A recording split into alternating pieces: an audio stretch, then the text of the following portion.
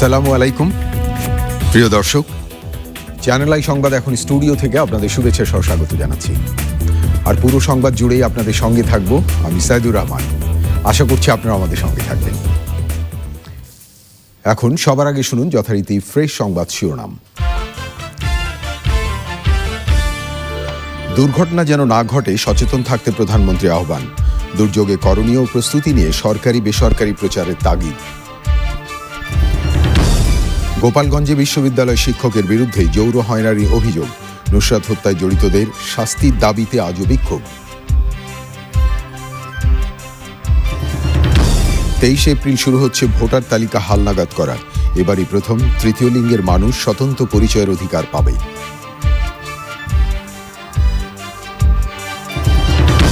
বিচ্ছিন্ন সংঘর্ষ ছাড়া ভারতের লোকসভা নির্বাচনে দ্বিতীয় ধাপে ভোট শেষ। রেকর্ড সংখ্যক ভোটার উপস্থিতি।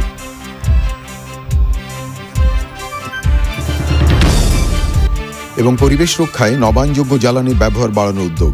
বিদ্যুৎ চাহিদা মেটাতে বিকল্প উৎসের তাগিদ।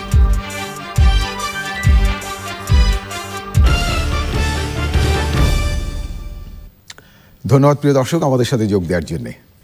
এতক্ষণ সংবাদ শিরোনাম শুনলেন, চলুন যাওয়া যাক পুরো খবরে। আর এখনকার এই সংবাদ আয়োজন একই সঙ্গে চ্যানেল আই অনলাইনের লাইভ টিভি এবং চ্যানেল আই অনলাইনের ভেরিফাইড ফেসবুক পেজেও সরাসরি সম্প্রচার হচ্ছে। শুধু দুর্যোগ দুর্ঘটনা সামাল দেয়া নয়, কোনো ধরনের দুর্যোগে যেন না ঘটে সে ব্যাপারে সচেতন এবং উদ্যোগী হওয়ার আহ্বান জানিয়েছেন প্রধানমন্ত্রী শেখ হাসিনা। জাতীয় দুর্যোগ ব্যবস্থাপনা কাউন্সিলের সভায় প্রধানমন্ত্রী সরকারি বেসরকারি পর্যায়ে এবং স্কুল কলেজে দুর্যোগে করণীয় প্রস্তুতি নিয়ে প্রচারণার তাগিদ দিয়েছেন। দেখুন নীলাদ্রি শেখরের রিপোর্টটি। প্রাকৃতিক দুর্যোগ তো বটেই, আধুনিক প্রযুক্তি ও সভ্যতার ক্রমবিকাশের সাথে সাথে মানুষের সৃষ্টি দুর্যোগও বাড়ছে। দিনে দিনে এসব দুর্যোগ দুর্ঘটনা যেমন বাড়ছে, পাশাপাশি এসবের প্রতিরোধ ও প্রতিকারও প্রয়োজন। এমন প্রেক্ষাপটে প্রধানমন্ত্রীর কার্যালয়ে প্রধানমন্ত্রী শেখ হাসিনার সভাপতিত্বে জাতীয় দুর্যোগ ব্যবস্থাপনা কাউন্সিলের সভা। সূচনা বক্তব্যে দুর্যোগ প্রতিরোধে মানুষকে সচেতন করার তাগিদ দেন প্রধানমন্ত্রী। নিজের নিরাপত্তা চিন্তা নিজেকেও করতে হবে। কোথায় কাজ করেন, কী করেন, সেখানে কতটুকু নিরাপত্তা ব্যবস্থা আছে, বা আপনি যেখানে কাজ করেন আপনার নিজের ভিতরে সেই সচেতনতা আছে কি না, বা আগুন লাগলে কি করতে হবে, বা পানিতে পড়লে কি করতে হবে, বা কোনো ঝড় আসলে কি করতে হবে, এই ব্যাপারে নিজেদের একটা নিজস্ব প্রস্তুতিও থাকা দরকার। সেই ক্ষেত্রে আমি বলবো যে আমরা যে সমস্ত দুর্যোগ প্রশমনের ব্যবস্থা নিচ্ছি, সেই ক্ষেত্রে খুব ছোট আকারে কিছু দিক নির্দেশনা, এই নির্দেশনাগুলি ব্যাপকভাবে প্রচার করা দরকার। আর তাছাড়া আমাদের প্রত্যেকটা স্কুলে ছোটোবেলা থেকেই এবং প্রত্যেকটা জায়গায় বিশেষ করে যখন আগুনের ক্ষেত্রে এই সচেতনতা আরও বেশি, তো সেখানে মাঝে মাঝে এই ব্যাপারে আর একটা সতর্কতা দেওয়া এবং কি কি করণীয় সেই বিষয়টা জানানো। এটা প্রত্যেকটা প্রতিষ্ঠান স্ব প্রতিষ্ঠানের জন্য যেমন করবে, আর জাতীয়ভাবে এটা করতে হবে যে কোনো দুর্যোগ আসলে আমাদের করণীয়টা কি। অতীতে ঘটে যাওয়ার দুর্যোগগুলো থেকে শিক্ষা নিয়ে আগামীতে তা প্রশমনে করণীয় ঠিক করতে বলেন শেখ হাসিনা। এখানে শুধু দুর্ঘটনা ঘটলে সেটাকে সামাল দিতে হবে সেটা না, দুর্ঘটনাগুলি যাতে না ঘটে তার জন্য কি কি ব্যবস্থা নেওয়া দরকার সেটাও আমাদেরকে চিন্তা করতে হবে, পরিকল্পনা করতে হবে এবং সেভাবে নিতে হবে। ঠিক সেইভাবে আমাদের যেমন প্রাকৃতিক উপায়েও মানুষকে নিরাপত্তা দেওয়া, আবার আমরা যেটা অর্থাৎ মনুষ্য সৃষ্টি ডিজাস্টার অর্থাৎ দুর্ঘটনা যাতে না করতে পারে সেদিকেও সতর্কতা অবলম্বন করতে হবে। আমাদের দেশে বন্যা হয়, বন্যা আমাদের হবেই, কিন্তু এবং বন্যাটা আমাদের প্রয়োজনও আছে, এটাও ঠিক, কিন্তু আমার সাথে সাথে সেই বন্যায় মানুষ যেন ক্ষতিগ্রস্ত না হয় সেটাও আমাদের দেখতে হবে। আমাদের ক্ষতির পরিমাণটা কত কম হতে পারে সেটাই আমাদের ভেবে দেখতে হবে, সেভাবে ব্যবস্থা নিতে হবে। তবে প্রধানমন্ত্রী এও বলেছেন, মাত্র 56,000 বর্গ মাইলে 16 কোটি মানুষের যেখানে বসবাস, সেখানে নিজেদের সচেতন ও নির্ভরশীল হওয়ার কোনো বিকল্প নেই। Niladri Shekhar, channel I, Dhaka. বিদেশি পর্যটকরা যাতে বাংলাদেশ ভ্রমণে এসে নির্বিঘ্নে চলাফেরা করতে পারেন তা নিশ্চিত করার আহ্বান জানিয়েছেন রাষ্ট্রপতি মোহাম্মদ আব্দুল হামিদ। নবম বাংলাদেশ ট্রাভেল অ্যান্ড ট্যুরিজম ফেয়ারে উদ্বোধন করে তিনি বলেন, আমাদের ঐতিহ্য সহ পর্যটনের আকর্ষণীয় স্থানগুলোকে বিদেশিদের কাছে চমৎকারভাবে তুলে ধরতে হবে। পর্যটন মন্ত্রণালয় সহ আমাদের দূতাবাসগুলোকে এই ব্যাপারে সক্রিয় ভূমিকা রাখার আহ্বান জানান তিনি। পান্থ রহমান জানাচ্ছেন বিস্তারিত। ছায়া সুনিবিড় সবুজে ঘেরা বিশ্বের সবচেয়ে বড় বদ্বীপ বাংলাদেশ। ঐতিহাসিক অবকাঠামো, সংস্কৃতির নিজস্বতা আর দীর্ঘ সমুদ্র সৈকত থাকা সত্ত্বেও এদেশের পর্যটন শিল্প ততটা বিকশিত হয়নি। দেশের পর্যটন শিল্পকে বিশ্বব্যাপী পরিচিত করতে tour operator association of Bangladesh টুয়াবের উদ্যোগে নবমবারের মতো মেলার আয়োজন। মেলার উদ্বোধন করতে এসে রাষ্ট্রপতি মোহাম্মদ আব্দুল হামিদ দেশের পর্যটন খাত বিকাশে সরকারের পাশাপাশি বেসরকারি উদ্যোগ নেয়ারও আহ্বান জানান। দশম Islamic conference of tourism ministers বাংলাদেশকে 2018-2019 সালের জন্য নূতন চেয়ারপারসন হিসাবে নির্বাচিত করা হয়েছে। ঢাকা শহরকে 2019 সালের জন্য ঢাকা দি ওআইসি সিটি অফ ট্যুরিজম হিসাবে ঘোষণা করা হয়েছে। বিশ্বের মানুষের কাছে বাংলাদেশের সৌন্দর্য তুলে ধরার উদ্যোগ নিতে সংশ্লিষ্টদের প্রতি আহ্বান জানান রাষ্ট্রপতি। পর্যটন মন্ত্রণালয় সহ আমাদের দূতাবাসগুলোকে এ ব্যাপারে সক্রিয় ভূমিকা রাখতে হবে। বিদেশি পর্যটকরা আমাদের অতিথি, তারা যাতে নির্বিঘ্নে এবং আনন্দঘন পরিবেশে বাংলাদেশ ভ্রমণ করতে পারে, বাঙালির আতিথেয়তায় মুগ্ধ হয়, তাও নিশ্চিত করতে হবে। 3 দিন ব্যাপী এ মেলায় ভারত, মালয়েশিয়া, শ্রীলঙ্কা, নেপাল, ভুটান, মালদ্বীপ, ইন্দোনেশিয়া, ভিয়েতনাম, ইউএই সহ 13টি দেশের প্রতিনিধিরা অংশ নিচ্ছে। পান্থ রহমান, চ্যানেল আই, ঢাকা। গোপালগঞ্জের বঙ্গবন্ধু শেখ মুজিবুর রহমান বিজ্ঞান ও প্রযুক্তি বিশ্ববিদ্যালয়ের কম্পিউটার সায়েন্স অ্যান্ড ইঞ্জিনিয়ারিং বিভাগের চেয়ারম্যান সহকারী অধ্যাপক আক্কাস আলীর বিরুদ্ধে যৌন হয়রানির অভিযোগ করেছেন বিভাগের শেষ বর্ষের 2 ছাত্রী। ওই শিক্ষক অভিযোগ অস্বীকার করেছেন। ঘটনা তদন্তে বিশ্ববিদ্যালয় কর্তৃপক্ষ 4 সদস্যের তদন্ত কমিটি করে 5 দিনের মধ্যে রিপোর্ট দিতে বলেছে। আসাদুজ্জামান বাবুলের পাঠানো তথ্য ভিডিও চিত্রে দেখুন রাজীব আহমেদের রিপোর্টটি। বঙ্গবন্ধু শেখ মুজিবুর রহমান বিজ্ঞান ও প্রযুক্তি বিশ্ববিদ্যালয়ের কম্পিউটার সায়েন্স অ্যান্ড ইঞ্জিনিয়ারিং বিভাগের 2 শিক্ষার্থী বিভাগের 2 শিক্ষকের কাছে সহকারী অধ্যাপক আক্কাস আলীর বিরুদ্ধে 25শে জানুয়ারি যৌন হয়রানির অভিযোগপত্র দেন। একজন শিক্ষার্থীর আশ্রয়স্থল প্রথম তো টিচারই হয়, বাবা মা তারপর টিচার। তো সেই হিসাবে মনে হয় তারা আমাদের কাছে আসছে এবং ওরা চাচ্ছিল যে এটা গোপন থাক। সিএসি ডিপার্টমেন্টে ওই 2 ছাত্রী আমাদের শিক্ষকদের কাছে এসে সেই ঘটনা বলে আমাদেরকে। আমরা তখন তাদের কাছে শুনি ঘটনা, তারপর তারা আমাদের কাছে লিখিত দেয়, আমাদের প্রশাসনের প্রক্টর স্যারকে জমা দেয়। অভিযোগ অস্বীকার করেছেন আক্কাস আলী। এটা সম্পূর্ণ একটা মিথ্যা এবং বানোয়াট আমার উপরে অভিযোগ আনা হয়েছে। এর মূল কারণ হচ্ছে আমাদের বিভাগের সিএসি বিভাগের সভাপতির এই পদটা নিয়ে একটা অন্তদ্বন্দ্ব। এই দ্বন্দ্বের কারণেই আমার উপরে অভিযোগ আনা হয়েছে, যাতে আমাকে এই পদ থেকে তারা এই অভিযোগের মাধ্যমে সরাই দিতে পারে। বিষয়টি তদন্ত করছে বিশ্ববিদ্যালয় কর্তৃপক্ষ। ভাইস চ্যান্সেলর মহোদয় এই ঘটনার সুষ্ঠু বিচারের জন্য তদন্ত কমিটি গঠন করেছেন এবং তদন্ত কমিটিতে 5 কর্মদিবসের সময় দিয়েছেন। তারা সেই অনুযায়ী তারা কাজ করছে এবং আমরা আশা করি যে ঘটনার সুষ্ঠু তদন্ত সাপেক্ষে প্রকৃত ঘটনা সেটা বের হয়ে আসবে এবং সেই প্রকৃত ঘটনা বের হয়ে আসার পর আমরা যথোপযুক্ত ব্যবস্থা। প্রশাসনিক সিদ্ধান্ত অনুযায়ী আক্কাস আলীকে এরই মধ্যে সকল কার্যক্রম থেকে অব্যাহতি দেওয়া হয়েছে। ঘটনার সুষ্ঠু তদন্তের দাবি জানিয়েছেন সাধারণ শিক্ষার্থীরা।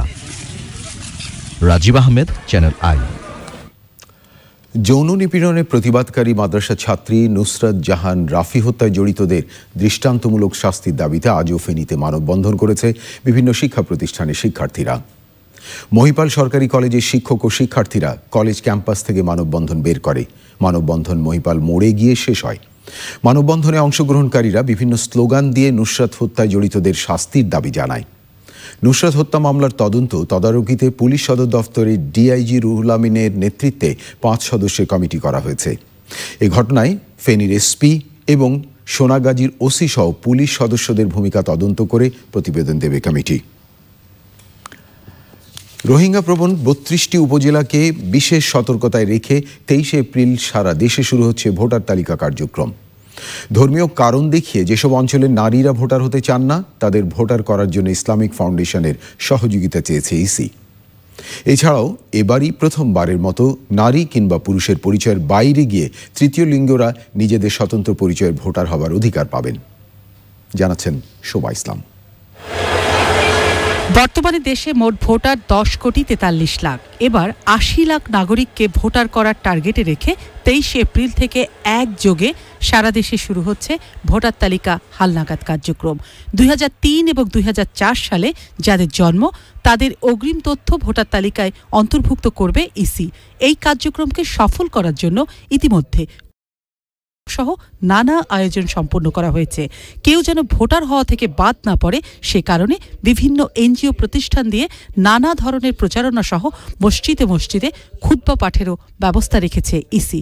অনেক মহিলারা ছবি তুলতে চান না এবং এটার ব্যাপারে আমরা ইসলামিক ফাউন্ডেশনকে অনুরোধ করেছি যাতে একটি তাদের মধ্যে প্রচারণামূলক সভা করে যাতে মহিলারা ছবি তুলে, এতে ইসলামের কোনো অসুবিধা হবে না বা ইসলাম পরিপন্থী কোনো কিছু হবে না, এটা এই ধরনের আমরা অনুরোধ করেছি। আর কলেজ, মাদ্রাসা, বিশ্ববিদ্যালয়ে যারা ছাত্রছাত্রী আছে তাদের মধ্যে আগ্রহ সৃষ্টি করার জন্য তারা যাতে ভোটার হয়, এই জন্য আমরা শিক্ষা মন্ত্রণালয় এবং কারিগরি এবং মাদ্রাসা শিক্ষা বোর্ডের যারা কর্মকর্তা এসেছিলেন তাদেরকে আমরা অনুরোধ করেছি। এবারই প্রথমবারের মতো নারী কিংবা পুরুষের বাইরে নিজেদের স্বতন্ত্র পরিচয়ে ভোটার হবার সুযোগ পাবে তৃতীয় লিঙ্গ সম্প্রদায়। সরকার যেহেতু হিজড়াদেরকে তৃতীয় লিঙ্গ হিসাবে স্বীকৃতি দিয়েছে, সেই হিসাবে আমরা এবার ভোটার তালিকায় হিজড়াদেরকে আমরা তৃতীয় লিঙ্গ হিসাবে আমরা ভোটার তালিকার অন্তর্ভুক্ত করার সিদ্ধান্ত গ্রহণ করা হয়েছে এবং তাদের জন্য আলাদা ভোটার তালিকা প্রণয়ন করা হবে। রোহিঙ্গা অধ্যুষিত এলাকাগুলোতে বিদেশি পরিচয়ে কেউ যেন ভোটার হতে না পারে সে বিষয়ে সতর্ক নজরদারি বাড়িয়ে ভোটার তালিকা কার্যক্রম সম্পন্ন করাই বড় চ্যালেঞ্জ বলে মনে করছে নির্বাচন commission. Shobha Islam, channel I, Dhaka. প্রিয় দর্শক, এবারে দৃষ্টি দেব ভারতের লোকসভা নির্বাচনের দিকে। কয়েকটি বিচ্ছিন্ন ঘটনা ছাড়া ভারতের 17তম লোকসভা নির্বাচনের দ্বিতীয় ধাপের ভোটগ্রহণ শান্তিপূর্ণভাবে শেষ হয়েছে। প্রথম দফার মতো এ ধাপের নির্বাচনেও ব্যাপক সংখ্যক ভোটার উপস্থিতি ছিল। লোকসভা নির্বাচনের পাশাপাশি কয়েকটি বিধানসভা উপনির্বাচনও হয়েছে আজ। শমিক আহমেদের রিপোর্টটি দেখুন। এক সপ্তাহের ব্যবধানে ভারতের লোকসভা নির্বাচনে আবারও ভোট গ্রহণ। 12টি রাজ্য এবং কেন্দ্রশাসিত অঞ্চল, পন্ডিচেরি সহ 95টি আসনের ভোট যুদ্ধ চলে বৃহস্পতিবার। সকাল থেকে লম্বা লাইনে দাঁড়িয়ে ভোট দেন ভোটাররা। 39টি আসনের রাজ্য তামিলনাড়ু ছাড়া বাকি 10টি রাজ্যে আংশিক ভোট গ্রহণ চলে। কর্ণাটকের 14টি, মহারাষ্ট্রের 10টি, উত্তরপ্রদেশের 8টি, জম্মু কাশ্মীরের 2টি এবং মণিপুরের 1টি আসনে ভোট গ্রহণ হয়। এছাড়া আসাম, বিহার ও উড়িষ্যায় 5টি করে এবং পশ্চিমবঙ্গ ও ছত্তিশগড়ে 3টি করে আসনেও ভোট দেন ভোটাররা। শান্তিপূর্ণভাবে ভোট গ্রহণ হলেও ছত্তিশগড়ে একটি ভোট কেন্দ্রের কাছে মাওবাদীদের হামলায় এক পুলিশ সদস্য আহত হন। কাশ্মীরের বাগদাম জেলায় তুচ্ছ ঘটনা নিয়ে আইনশৃঙ্খলা বাহিনীর সঙ্গে ভোটারদের সংঘর্ষ হয়েছে। পূর্বাঞ্চলের রামগঞ্জ জেলায় ভোটাররা ভোট দিতে গেলে তাদের আইডি কার্ড ছিনিয়ে নেয় সন্ত্রাসীরা। পরে উত্তেজিত জনতা সড়ক অবরোধ করে রাখলে কয়েক ঘন্টা বন্ধ থাকে ভোট গ্রহণ। এ দফায় 12টি রাজ্যের 15,79,34,518 জন ভোটার তাদের ভোটাধিকার প্রয়োগ করেন। প্রতিদ্বন্দ্বিতা করেন 1,629 জন প্রার্থী, আর মোট ভোট কেন্দ্র 1,81,525টি। 23 এপ্রিল হবে তৃতীয় ধাপের নির্বাচন। এছাড়া আরও 4 দফায় ভোট গ্রহণ হবে। চূড়ান্ত ফল ঘোষণা করা হবে 23 May. Shoumik Ahmed, central desk, channel I. পরিবেশ রক্ষার কথা চিন্তা করেই সরকার এসডিজি ক্লিন এনার্জির লক্ষ্য পূরণে কাজ করছে। নির্মাণ করছে নতুন নতুন নবায়নযোগ্য বিদ্যুৎ কেন্দ্র। বাংলাদেশ ইউনিভার্সিটি অব প্রফেশনালে সাশ্রয়ী মূল্যের ক্লিন এনার্জি নিয়ে সেমিনারে ক্রমবর্ধমান বিদ্যুৎ চাহিদা মেটাতে বিকল্প এনার্জির কথা বলেন পরিবেশ, বন এবং জলবায়ু পরিবর্তন মন্ত্রী। দেখুন জাহিদুজ্জামানের রিপোর্টটি। রাজধানীর মিরপুরে বাংলাদেশ ইউনিভার্সিটি অব প্রফেশনালস বিইউপিতে এসডিজির সাশ্রয়ী মূল্যের ক্লিন এনার্জির লক্ষ্য পূরণে সেমিনার। সাশ্রয়ী মূল্যের নবায়নযোগ্য এনার্জির সক্ষমতা বাড়ানো নিয়ে আলোচনা করেন বিশেষজ্ঞরা। নতুন নতুন প্রযুক্তির সঙ্গে যুক্ত হতে গিয়ে নানা সমস্যার মুখে পড়ছে উন্নয়নশীল দেশগুলো। আলোচনা হচ্ছে সাশ্রয়ী মূল্যের ক্লিন এনার্জি পাওয়া সহজ নয়, কিন্তু দূষণ থেকে রক্ষা পেতে হলে, আমাদের টিকে থাকতে হলে ক্লিন এনার্জি লাগবে। আর ক্লিন এনার্জির জন্য আমাদের যেতে হবে নবায়নযোগ্য শক্তির কাছে। নবায়নযোগ্য শক্তির ব্যবহার বাড়াতে সর্বাত্মক চেষ্টা করতে হবে। শুধু ক্লিন এনার্জি নয়, সার্বিক পরিবেশ রক্ষার নানা দিক নিয়ে আলোচনা হয় সেমিনারে। প্রকৃতি তার বৈচিত্র্যময় পরশে সাজিয়েছে বাংলার চারপাশ। এই বিষয়ক ভিডিও চিত্র প্রদর্শন করে আয়োজনের সহযোগী প্রকৃতি ও জীবন ফাউন্ডেশন। সোলার পাওয়ার নিয়ে কাজ করতে গেলে ব্যাটারি একটা সমস্যা, অন্যান্য জিনিস কিন্তু নানা জিনিসই কিন্তু এই ওয়েস্টগুলো কিন্তু পরে আমাদের সমস্যায় তৈরি করবে। কিন্তু সমাধান যে খুব কাছে আছে তাও না, যেটাই করতে চাই না কেন আমরা, তারপরেও কিন্তু আমাদের কিন্তু করতে হবে এবং মিনিমাইজ করতে হবে আমাদের এই বৈশ্বিক উষ্ণতা অথবা জলবায়ুর পরিবর্তন অথবা নানা বিষয় নিয়ে, যে দূষণ নিয়ে যা নানা রকমের যে জিনিসগুলো ঘটছে আমাদের, সেটাকে কমাতে হলে কিন্তু আমাদের নানা ধরনের ব্যবস্থা যেতেই হবে, উপায় নেই আমাদের। বায়ু দূষণ, শব্দ দূষণ, মাটি দূষণ এবং ইন্ডাস্ট্রিয়াল পলিউশন যেটা আমরা হচ্ছে, এই টিভি ব্যবহার না করেই কিন্তু অনেকে কেমিক্যাল মাটিতে ছেড়ে দিচ্ছে, নদীতে ছেড়ে দিচ্ছে। তো সব মিলিয়ে কিন্তু আমরা একটু ভয়াবহ অবস্থায় আছি, যদিও আমরা চাই একটা ভালো জায়গায় যেতে, এবং সেই ভালো জায়গায় যেতে হলে কিন্তু এই 17টি যে গোল এসডিজিতে, সেটা কিন্তু আমাদের অবশ্যই আমাদের করতে হবে এবং এগিয়ে যেতে হবে। আমরা যখন সবাই হাতে হাত মিলিয়ে কাজ করব তখনই সম্ভব। ক্লিন এনার্জি বিষয়ে এসডিজি লক্ষ্য অর্জনে সরকার বদ্ধপরিকর বলে জানান মন্ত্রী। দিন দিন এনার্জির চাহিদা বাড়ছে, বিশেষ করে বিদ্যুতের চাহিদা বেড়েই চলেছে। এ কারণেই বিকল্প এনার্জির সন্ধানে এখন সারা বিশ্ব। বাংলাদেশ সরকারও সোলার প্ল্যান্ট সহ নবায়নযোগ্য এনার্জির সক্ষমতা বাড়াতে নানা উদ্যোগ বাস্তবায়ন করছে। 2020 সালের মধ্যে এসডিজির 7 নং গোল ক্লিন এনার্জির লক্ষ্যমাত্রা পূরণ করতে পারবো আমরা। আমি নতুন প্রজন্মকেও এই বিষয়ে মনোযোগী এবং সচেতন হওয়ার আহ্বান রাখছি। Energy across the world. পরে সেমিনার হলের বাইরে পোস্টার প্রেজেন্টেশন ঘুরে দেখেন অতিথিরা। এই উপলক্ষে বিইউপিতে বিভিন্ন বিশ্ববিদ্যালয়ের অংশগ্রহণে পরিবেশ মেলার আয়োজন করা হয়েছে। Zahiduzzaman, channel I, Dhaka. সবচেয়ে বেশি সময় অর্থ মন্ত্রণালয়ের দায়িত্বে থাকা সাবেক অর্থমন্ত্রী আব্দুল মাল মুহিত দীর্ঘ কর্মজীবন শেষে কাটাচ্ছেন অবসর জীবন। এখন পড়াশোনা আর লেখালেখিতে ব্যস্ত সময় পার করছেন তিনি। বিস্তারিত শাইখ সিরাজের রিপোর্টে। চ্যানেল আইয়ের হৃদয় মাতৃ মানুষের আয়োজনে জাতীয় বাজেটকে সামনে রেখে কৃষি খাতের প্রাপ্তি অপ্রাপ্তির প্রাক বাজেট আলোচনা, কৃষি বাজেট কৃষকের বাজেটের গত 14 বছরে নবার উপস্থিত ছিলেন সাবেক অর্থমন্ত্রী আবুল মাল আব্দুল মুহিত।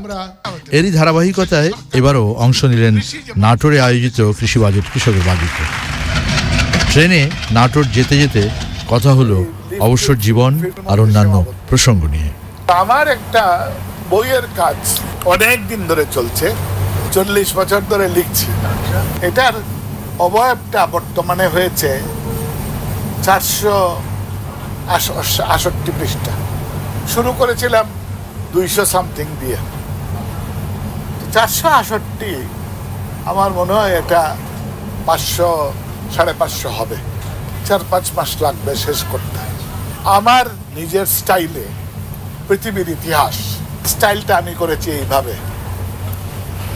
আমি incidents of the world, events and personalities of the world, এই দুইটার উপর কনসেন্ট্রেট করেছি, করে তাদের উপর দিয়েই আমার ইতিহাস লেখা। কর্মময় জীবনের বিস্তর অভিজ্ঞতা তার যেমন রয়েছে, তেমন আছে সমাজ, রাষ্ট্র, পৃথিবী নিয়ে নিজস্ব ভাবনা চিন্তাও। সরকারের কাজ শুরু করলাম তো 56 সালে। প্রথম দিকে হয়তো 2 বছর পরে হতে পারে শিক্ষা, ট্রেনিং ইত্যাদি। 57 পর্যন্ত বলা যায়। 58 পরে হলো চাকরি, SDO, section officer, central government, deputy secretary, deputy chief ইত্যাদি ইত্যাদি, সেক্রেটারি এইগুলো। সরকারের এক চ্যাপ্টার শেষ হয়ে গেল 1981 সালে, যখন আমি রিটায়ার করলাম। আমি 25 বছর চাকরি করে রিটায়ার করেছি, তখন আমার বয়স ছিল 47। I retired as secretary external resources division, there are economic relations division. তখন আমার ওই ডিভিশনটা was the most important division in the whole government, because the whole government depended on aid, এবং aid সমস্তই আমি আনতাম, সব ব্যাপারে নাক গলাতাম। স্মৃতিচারণ করেন জাতীয় সংসদে সবচেয়ে বেশি সংখ্যক বাজেট উপস্থাপন নিয়েও। আমি মন্ত্রী হওয়ার পরেই এই 2009 সালে একটি দিকে বিশেষ নজর দিই, সেটি হলো বাজেটের আয়তন বাড়ানো। বাজেট বড় হলে সেবা বেশি হয়, বাজেট ছোট হলে সেবা কম হয়। এটাতে তো বিতর্ক তৈরি হয়েছে। বিতর্ক I did not give any importance. আমার কাছে মনে হয়েছে এতে নতুন দ্বার উদ্ঘাটিত হয়েছে, মানুষের চিন্তার জগৎ অনেক বড় হয়ে গেছে, আর বড় বড় চিন্তা করার সাহস হয়েছে আমাদের। আরেকটা জিনিস খুব সাহায্য করেছে, সেটা হলো Sheikh Hasina. Sheikh Hasina gave me the latitude to move anywhere. উনিও didn't care about money. যা হবে একটা কিছু হবে, ধরেন লাগাই দেন। So this was কি বলবো, tremendous support and encouragement. And after all, leader in any activities very very important. আপনার লিডার যদি ফরওয়ার্ড লুকিং, লিডার যদি ব্রড মাইন্ডেড না হয়, আপনি যতই চেষ্টা করেন না কেন ওই দুই ক্ষেত্রে আপনি বেশি দূরে এগোতে পারবেন না। এবার জিডিপির গ্রোথ 8-এর উপরে যাবে, কেউ বলছে যাবে না, আপনার কি ধারণা? যাবে, definitely. It's an growth path, এবং গ্রোথ পাথের নিয়মটাই হলো যে এটা ইট গোজ আপ। 10-এর উপরে যেতে গেলে অবশ্যই তখন দরকার হয় capital investment. So that's what is to be very carefully attended in Bangladesh এখন। Capital investment, capital is also sensitive, dangerous is well. লক্ষ্য করেছি বাংলাদেশ হওয়ার পর অদ্যাবধি সরকারের যত অর্থমন্ত্রী যাবৎকাল ছিলেন, সবাই ছিলেন ব্যক্তি জীবনে অর্থনীতিবিদ। এই প্রথম কোনো অর্থমন্ত্রী যিনি অর্থনীতিবিদ নন, ব্যবসায়ী। It's a big challenge for my successor. এখনকার অর্থমন্ত্রীর উপর আপনার আস্থা? না, আমার কোনো আস্থার অভাব নাই। দেশ নিয়ে গভীর ভাবনা থেকে অনুসৃত লিপিমালায় রচনা করছেন বই। তার চিন্তার এই ট্রেন সচল থাকুক আরও দীর্ঘদিন। ঢাকা থেকে নাটোরের পথে, একতা এক্সপ্রেস থেকে শাইখ সিরাজ, চ্যানেল আই। কৃতি প্রতিমন্ত্রী কে এম খালিদ বলেছেন, দেশে 15টি ক্ষুদ্র নৃগোষ্ঠীর কথা বলা হলেও আসলে এই গোষ্ঠীর সংখ্যা 50টি। খুব শীঘ্রই সবগুলো গোষ্ঠীর স্বীকৃতি দিচ্ছে সরকার। Bangladesh institute of international and strategic study BIISS মিলনায়তনে এক সেমিনারে এইসব কথা বলেন তিনি বলেন, প্রতি বছর বিদেশে 36টি সাংস্কৃতিক দল পাঠানো হয়। এসব দলে ক্ষুদ্র নৃগোষ্ঠীদের উপস্থিতি আগের তুলনায় বাড়ানো হয়েছে। সেমিনারে মূল প্রবন্ধ উপস্থাপন করেন অধ্যাপক ডক্টর সৈয়দ আনোয়ার হোসেন। তিনি বলেন, নৃগোষ্ঠীর আগে ক্ষুদ্র শব্দটি বাদ দেওয়া উচিত, কারণ গণতান্ত্রিক বাংলাদেশে কেউই ক্ষুদ্র বা বৃহৎ নয়। অনুষ্ঠানে পার্বত্য চট্টগ্রাম বোর্ড সহ বিভিন্ন সংস্থার প্রধানরা ছিলেন। চট্টগ্রাম বিশ্ববিদ্যালয়ের শিক্ষক নিয়োগ পরীক্ষায় বাধা এবং অপহরণ পরবর্তী নির্বাচনের অভিযোগ এনে সাবেক শিক্ষার্থী এমদাদুল হকের আবেদন 2 সপ্তাহের মধ্যে নিষ্পত্তির নির্দেশ দিয়েছে হাইকোর্ট। একই সাথে রুল নিষ্পত্তি না হওয়া পর্যন্ত ওই পদে কাউকে নিয়োগ নিষেধাজ্ঞা দিয়েছে আদালত। হাইকোর্ট বলেছে, বঙ্গবন্ধুকে হেয়কারীরা তার আদর্শের হতে পারেন না।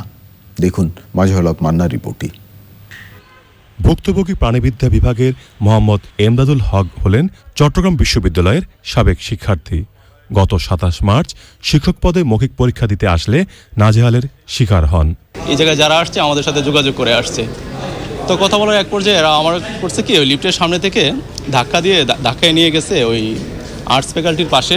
এই জায়গায় নিয়ে গিয়ে আমাকে চত্বর শুরু করে এবং আমার শার্ট টেনে ছেড়ে ফেলে। কিন্তু হওয়ার পরে যে 4 জন পুলিশ বলতেছে যে আপনি এই জায়গায় নিরাপদ না, চলেন হাটাজারি থানায় চলে যাই। এই আমার এই যে ঘড়ি, তারপর শু ছিল পরনে, এরপরে হচ্ছে যে বেল্ট এগুলো খুলে নিচ্ছে, সাথে সাথে নিয়ে আর কোনো কথা বলে নেই, সরাসরি লকআপে ঢুকিয়ে দিচ্ছে। এই ঘটনার কারণে ওই দিন আপনি ভাইবা দিতে পারেন? হ্যাঁ জি, আমি ভাইবা দিতে পারি নাই। পরে এই ঘটনায় চট্টগ্রামের আদালতে মামলা করেন এবং বিশ্ববিদ্যালয় কর্তৃপক্ষের কাছে তার নির্যাতন ও পুনরায় পরীক্ষা দেওয়ার নির্দেশনা চেয়ে আবেদন করেন। সাড়া না পেয়ে হাইকোর্টে প্রতিকার চান। 30 তারিখে তিনি যে অ্যাপ্লিকেশনটা করেছিলেন ভিসি মহোদয় বরাবরে, আগামী 2 সপ্তাহের মধ্যে যেন এই চিঠিটি নিষ্পত্তি করেন, এর মধ্যে যাতে কোনোভাবেই প্রাণিবিদ্যা বিভাগে প্রভাষক পদে যেন নিয়োগ প্রক্রিয়া সম্পন্ন করে না ফেলেন সেটার উপরে নিষেধাজ্ঞা প্রদান করেছেন। তাদের যে বক্তব্যটা ছিল যে তারা বঙ্গবন্ধু এবং মাননীয় প্রধানমন্ত্রীকে নিয়ে যেভাবে বাজে মন্তব্য করেছেন, তাতে এরা আসলে বঙ্গবন্ধুর রাজনৈতিক আদর্শকে ধারণ করার মতো কোনো রকমের যোগ্যতা এদের নাই।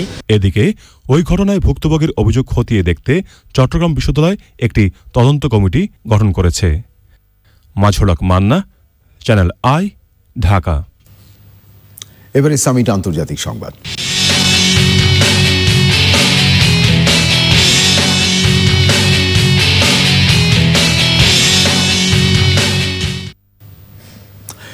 প্রিয় দর্শক, আন্তর্জাতিক অঙ্গনে এখন আপনাদের নিয়ে যাচ্ছি উত্তর কোরিয়ায়।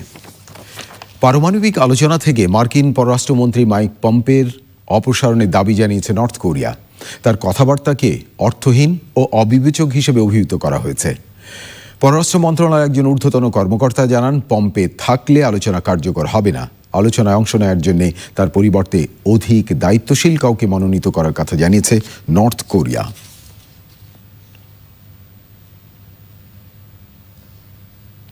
প্রিয় দর্শক, এবারে নিটোল টাটা বিশেষ সংবাদ।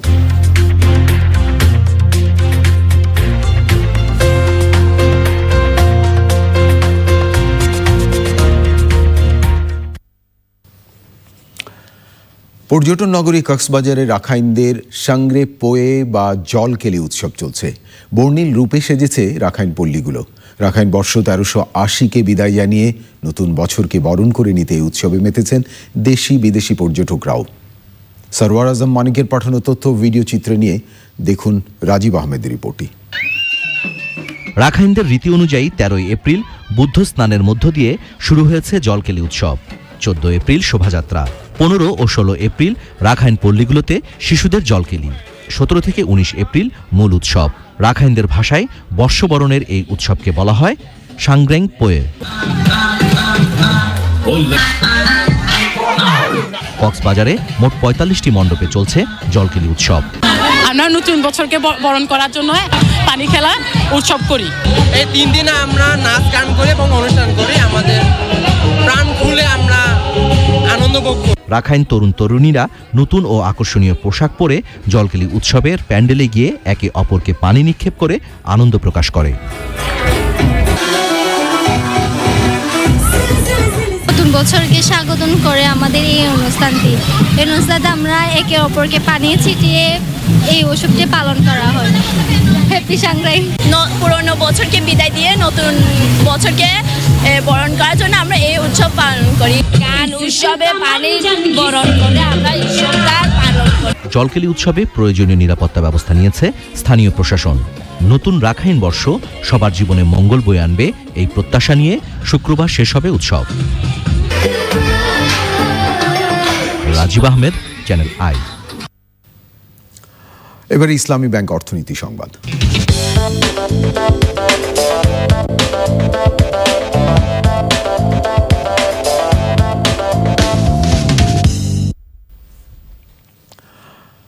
জাতিসংঘ সদর দফতরে উন্নয়নের জন্য অর্থায়ন FFD ফোরামের চলতি অধিবেশনে বক্তব্য রেখেছেন প্রধানমন্ত্রী মুখ্য সচিব নজিবুর রহমান।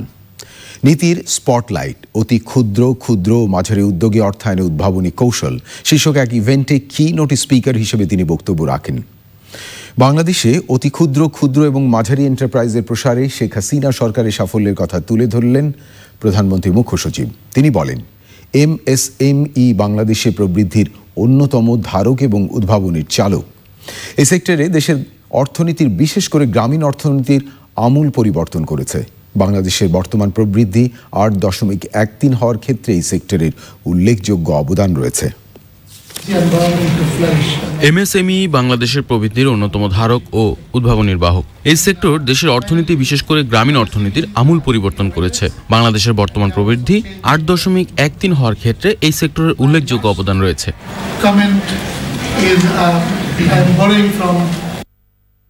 নজিবুর রহমান, প্রধানমন্ত্রী মুখ্য সচিব, কথা বলছিলেন। এবারে A1 সাউন্ডলেস ওয়াটার পাম্প কৃষি সংবাদ।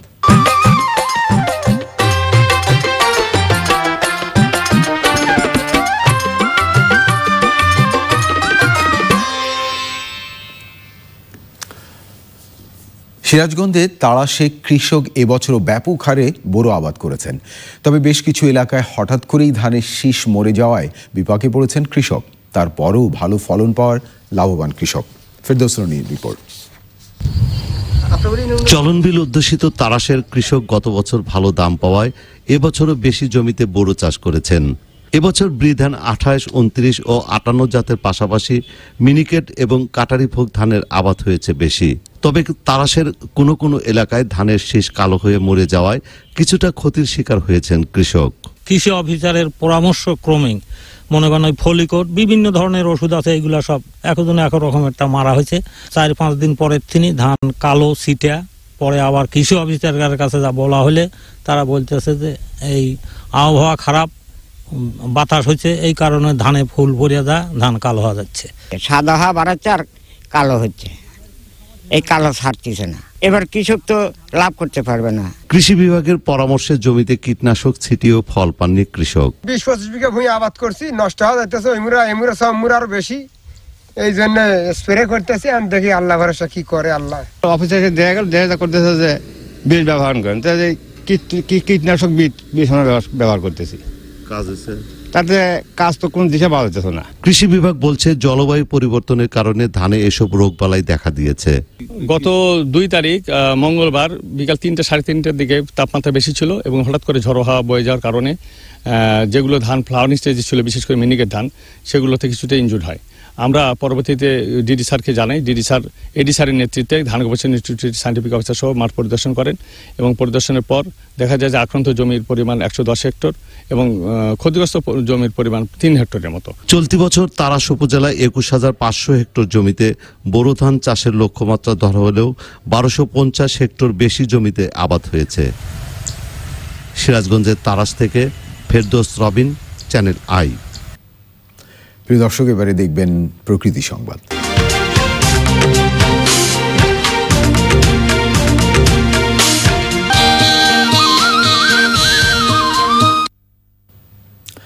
প্রকৃতির অলংকার পাখি। বাংলাদেশের সর্বত্রই বিভিন্ন প্রজাতির পাখির দেখা মেলে। এদের মধ্যে অন্যতম শিকারি পাখি। প্রিয় দর্শক, বাংলাদেশের শিকারি পাখি নিয়ে দেখুন শিহাব খালেদিনের একটি ডেস্ক রিপোর্ট।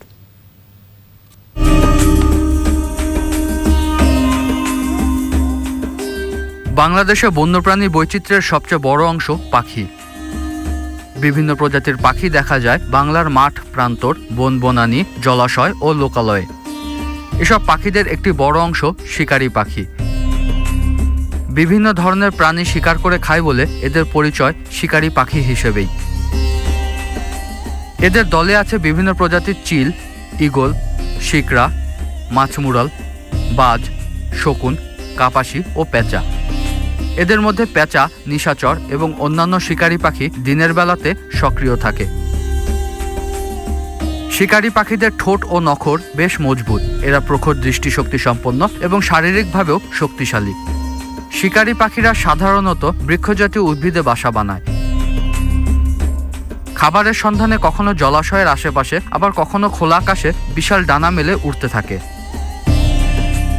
অধিকাংশ শিকারি পাখি এদেশের আবাসিক পাখি হলেও কিছু পাখি পরিযায়ন করেও আসে। এসব পাখি প্রতিবেশের ভারসাম্য রক্ষায় গুরুত্বপূর্ণ ভূমিকা পালন করে। তবে নির্বিচারে গাছ কাটা, খাদ্য সংকট ইত্যাদি কারণে এদের বিচরণ ও প্রজনন বাধাগ্রস্ত হচ্ছে। তাই শিকারি পাখি সংরক্ষণে এদের আবাসস্থল রক্ষা করার পাশাপাশি জনসচেতনতা বৃদ্ধি পেলে এসব পাখির বিচরণে মুখরিত থাকবে বাংলার প্রকৃতি। শিহাব খালেদিন, প্রকৃতি ও জীবন ডেস্ক, চ্যানেল আই। প্রিয় দর্শক, বাংলাদেশের শিকারি পাখি নিয়ে বিস্তারিত প্রতিবেদন দেখবেন আজ রাত 11:30 প্রকৃতি ও জীবন অনুষ্ঠানে। এবারে পপুলার লাইফ ইন্স্যুরেন্স বাণিজ্য সংবাদ।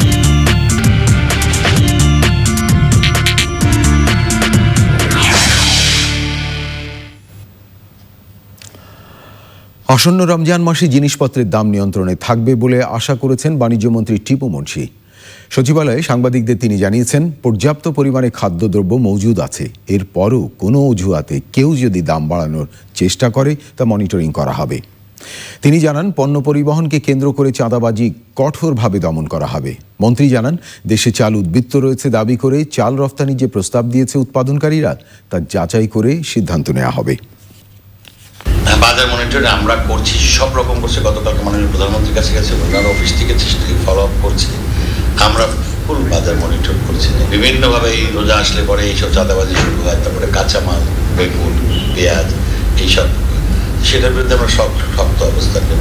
পুলিশ ডিপার্টমেন্টকে বলব এবং আমাদের যারা বাজার মনিটর করে এই ব্যাপারে যাদের যাদের জানানো দরকার সবখানেই শক্ত অবস্থান।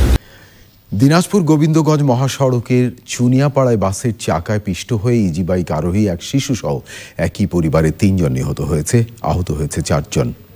পুলিশ জানায়, ইজি বাইকটি কাউগা থেকে শহরের দিকে যাওয়ার সময় অপর দিক থেকে বগুড়াগামী যাত্রীবাহী বাসের সঙ্গে মুখোমুখি সংঘর্ষ হয়। এতে ঘটনাস্থলে 3 জন আরোহী বাসের চাকায় পিষ্ট হয়ে মারা যায়। আহত 4 জনকে উদ্ধার করে Dinajpur M Abdur Rahim medical college হাসপাতালে নিয়ে যাওয়া হয়েছে। বিজেএমই ভবন থেকে বিভিন্ন প্রতিষ্ঠানের মালামাল সরিয়ে নিতে ফের সময় দিয়েছে রাজধানী উন্নয়ন কর্তৃপক্ষ রাজুক। প্রতিষ্ঠানটির প্রশাসন বিভাগের পরিচালক খন্দকার আলিউর রহমান জানান, বিভিন্ন প্রতিষ্ঠানে আবেদনের পরিপ্রেক্ষিতে এই সুযোগ দেওয়া হয়েছে। আরও জানান, আধুনিক প্রযুক্তি ব্যবহার করে ভবনটি ভাঙার বিষয়ে বিশেষজ্ঞ কারিগরি দলটি কাজ করছে। ভবনটি ভাঙার ক্ষেত্রে কোটেশন পদ্ধতিতে দরপত্রে আগ্রহীদের 24 এপ্রিলের মধ্যে প্রস্তাব জমা দিতে হবে। সময় মালামাল বের করার জন্য, তারপরেও তাদের কিছু মালামাল রয়ে গিয়েছে, যার প্রেক্ষিতে তারা আবেদন করে। সেই আবেদনটা বিবেচনা করা হয়েছে এবং আজকে আমাদের এই বিজেপি ভবন তালাবদ্ধ ভবন খুলে দেওয়া হয়েছে এবং যতক্ষণ তারা যত মালামাল নিতে পারে এই সময় আমরা এই সময়টুকু দেবো তাকে আজকে। এরপর আমরা আবার এটা তালাবদ্ধ করে দেবো। দেশে ম্যালেরিয়ার ঝুঁকিতে 1,80,00,000 মানুষ। এখন পর্যন্ত প্রায় 10,500 ম্যালেরিয়ার রোগী রয়েছে। যদিও 2017 সালের তুলনায় গত বছর ম্যালেরিয়ার রোগী কমেছে 64%। তবে সরকারের লক্ষ্য 2030 সালের মধ্যে দেশ থেকে একেবারেই ম্যালেরিয়া নির্মূল করা। আগামী 25 এপ্রিল বিশ্ব ম্যালেরিয়া দিবস উপলক্ষে গণমাধ্যমকে দেশে ম্যালেরিয়া পরিস্থিতি অবহিতকরণ সভায় এসব কথা বলেন সংশ্লিষ্টরা। স্বাস্থ্য অধিদপ্তরের রোগ নিয়ন্ত্রণ বিভাগ, জাতীয় ম্যালেরিয়া নির্মূল কর্মসূচি ও অ্যাডিস বাহিত রোগ নিয়ন্ত্রণ কর্মসূচি এবং বিশ্ব স্বাস্থ্য সংস্থা এই অবহিতকরণ করার সভার আয়োজন করে। রাজধানী মহাখালীতে স্বাস্থ্য অধিদপ্তরের MIS ভবনে ওই সভা অনুষ্ঠিত হয়। এতে স্বাস্থ্য অধিদপ্তরের অতিরিক্ত মহাপরিচালক অধ্যাপক ডক্টর নাসিমা সুলতান, রোগ নিয়ন্ত্রণ বিভাগের পরিচালক অধ্যাপক ডক্টর সানিয়া তাহমিনা সহ সংশ্লিষ্টরা উপস্থিত ছিলেন। এতে মূল প্রবন্ধ উপস্থাপন করেন জাতীয় ম্যালেরিয়া নির্মূল কর্মসূচির programme manager doctor MM Akhtaruzzaman. এখনও পর্যন্ত দেশের 13টি জেলায় ম্যালেরিয়ার প্রাদুর্ভাব বেশি। এর মধ্যে মোট ম্যালেরিয়া রোগীর 91% শনাক্ত হয় 3 পার্বত্য জেলায়। প্রিয় দর্শক, ভালো থাকবেন আর ভালো রাখবেন সবাইকে।